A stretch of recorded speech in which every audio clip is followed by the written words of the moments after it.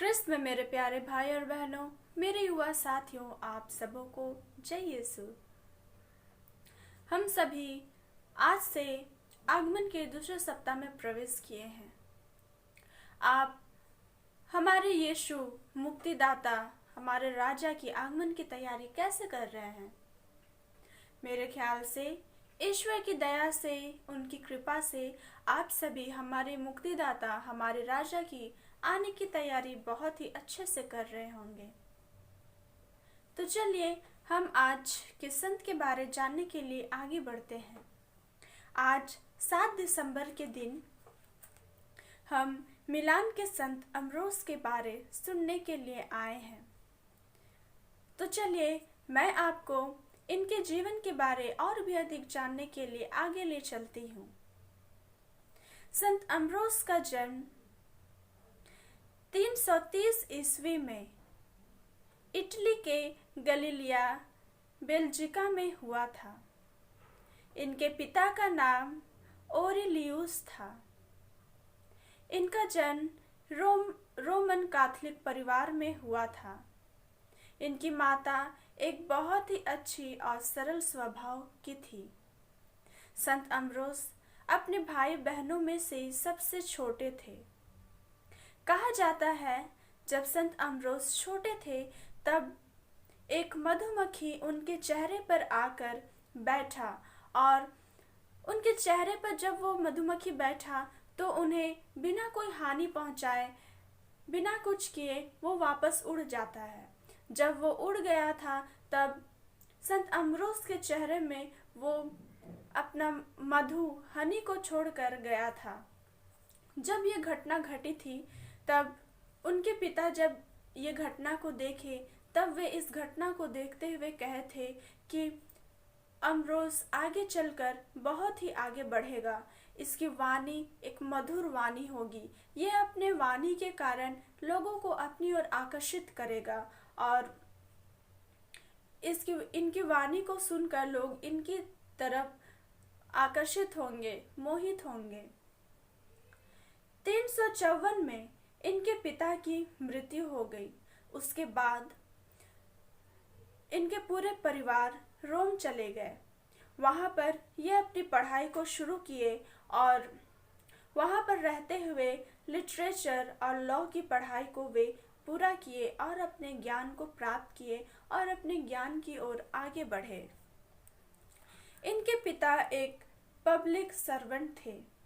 उसी तरह वे भी एक पब्लिक सर्वेंट बने और लोगों के बीच में कार्य को किए।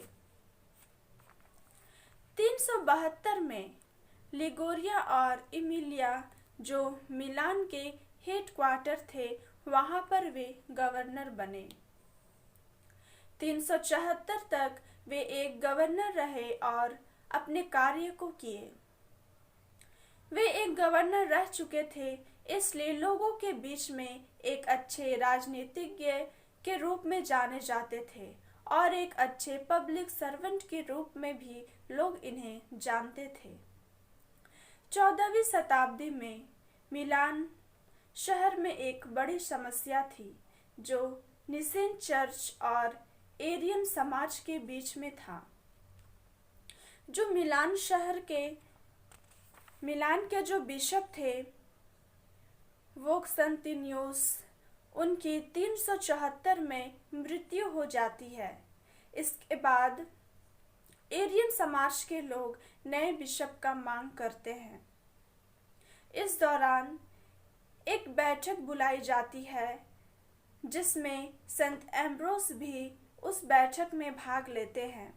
जब उस बैठक में संत एम्ब्रोस को कुछ बोलने का मौका दिया जाता है, उस समय जब वे कुछ बोलते हैं उस समय जो लोग वहाँ पर उपस्थित रहते हैं वे उनकी वाणी को ही, संत एम्ब्रोस की वाणी इतनी मधुर और इतनी मीठी रहती है कि उनके आवाज़ को सुनते ही सभी लोग बोल उठते हैं कि यही हमारे बिशप बनेंगे।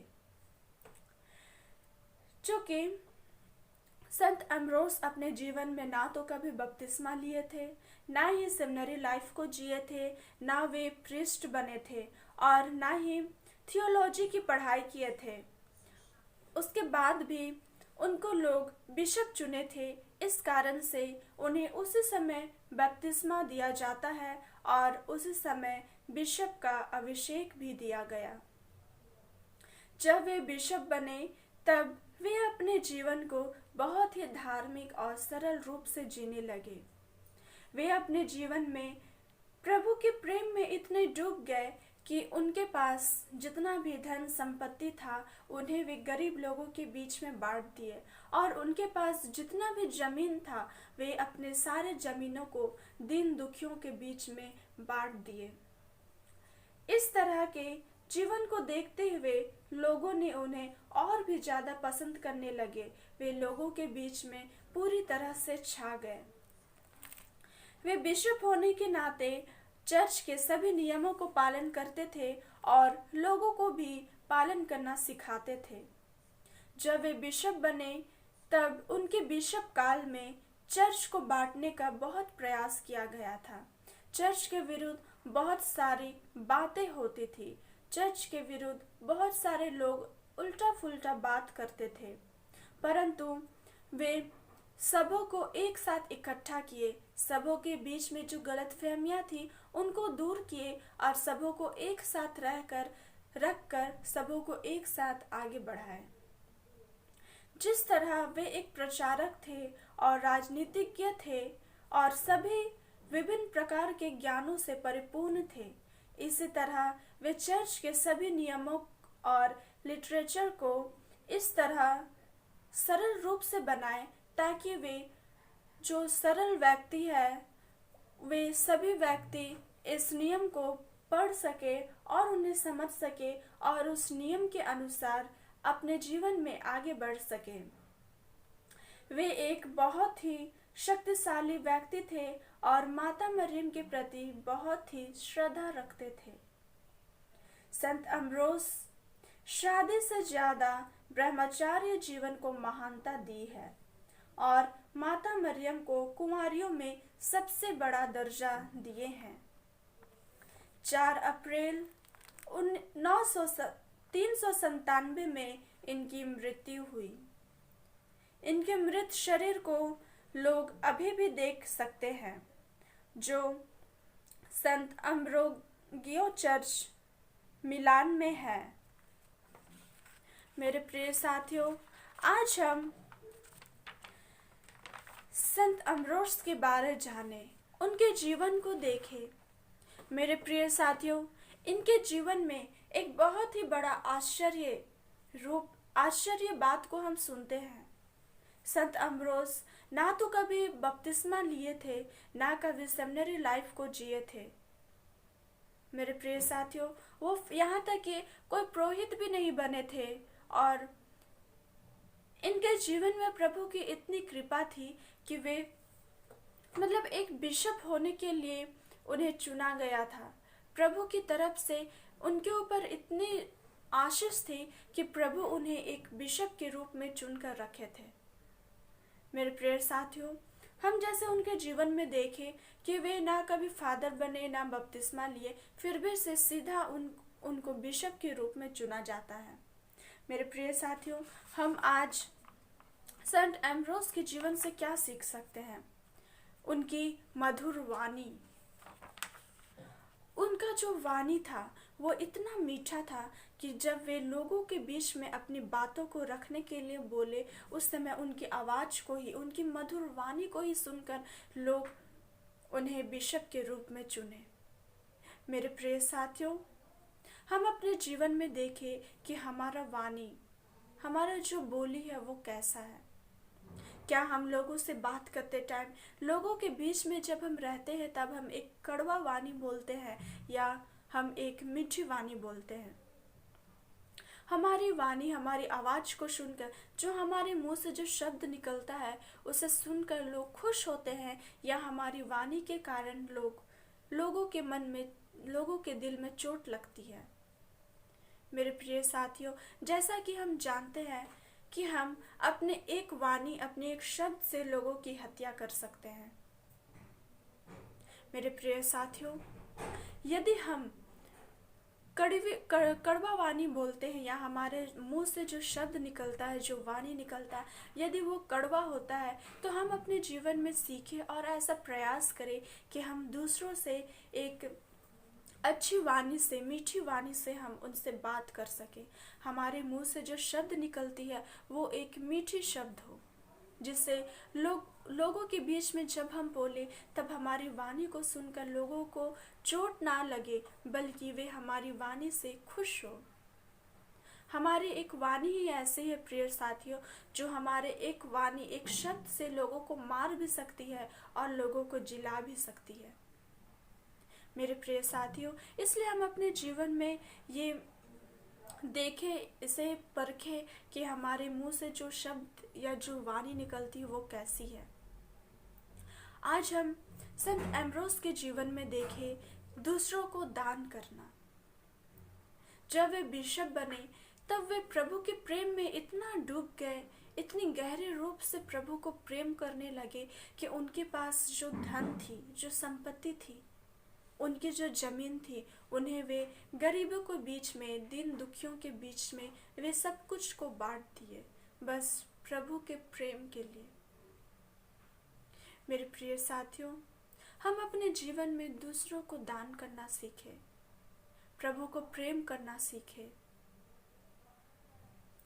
और हम इनके जीवन में देखें कि ये अपने जीवन में माता मरियम को बहुत ही श्रद्धा देते थे, माता मरियम को भी बहुत प्रेम करते थे और उन्हें सम्मान देते थे। मेरे प्रिय साथियों, माता मरियम जो हमारे यीशु की माँ है, जो हम सबों की माँ है, जो इस पूरे संसार की माँ है, जिस तरह हम इस सांसारिक जीवन में अपनी माँ से प्रेम करते हैं और अपनी माँ को चाहते हैं, उनका सम्मान करते हैं, उसी तरह माता मरियम जो इस पूरे संसार की माँ है, हम उनके बच्चे हैं। हम उन्हें सम्मान देना सीखें, उन्हें श्रद्धा दे, हम उनसे विनती करें। मेरे प्रिय साथियों, माता मरियम से हम कभी भी कुछ भी पूरी भक्ति से, श्रद्धा से अगर हम उनसे प्रार्थना करें, उनसे दया मांगे, तो माता मरियम हमारी जरूर सहायता करती है। हमें वो कभी भी अकेला नहीं छोड़ती है, हमेशा हमारे साथ रहती है। मेरे प्रिय साथियों, बस हमें अपने पूरे दिल से यीशु को, माता मरियम को पहचानना है, उन्हें जानना है। हम जो उनके मार्ग से, उनके प्रेम से भटक जाते हैं, हमें सिर्फ एक कदम आगे बढ़ना है, उनको अपनाना है।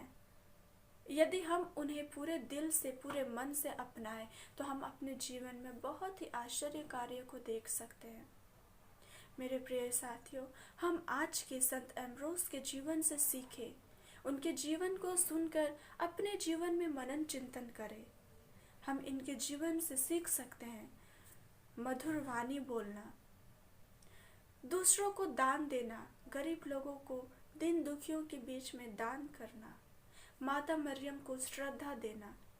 मेरे प्रिय साथियों, हम आगमन के दूसरे हफ्ते में हैं। अपने जीवन को, अपने मन को अच्छी तरह से तैयार करें, अपने जीवन में, अपने मन में अच्छी तरह से जांचें, हमारे दिल को हम जांचें और अपने दिल को साफ करने की कोशिश करें। पाप स्वीकार करें, अपने मन को, अपने दिल को अच्छी तरह से साफ करें। हमारे दिल में, हमारे मन में जो दूसरों के प्रति गुस्सा भाव है, उसे, उन सबों को हम क्षमा करें और दूसरों को यीशु के लिए क्षमा करें और दूसरों से भी हम अच्छी तरह से मेल प्रेम से रहें। मेरे प्रिय साथियों, आज के लिए मैं आप सबों को इतना ही कहती हूँ और आप सभी ईश्वर की दया में आगे बढ़ते रहिए, यीशु के प्रेम में बने रहिए और हमारे यीशु मुक्तिदाता, हमारे राजा की आगमन की तैयारी को अच्छी तरह से करिए। मेरे प्रिय साथियों, आज के लिए आप सबों को बहुत बहुत धन्यवाद और जय यीशु।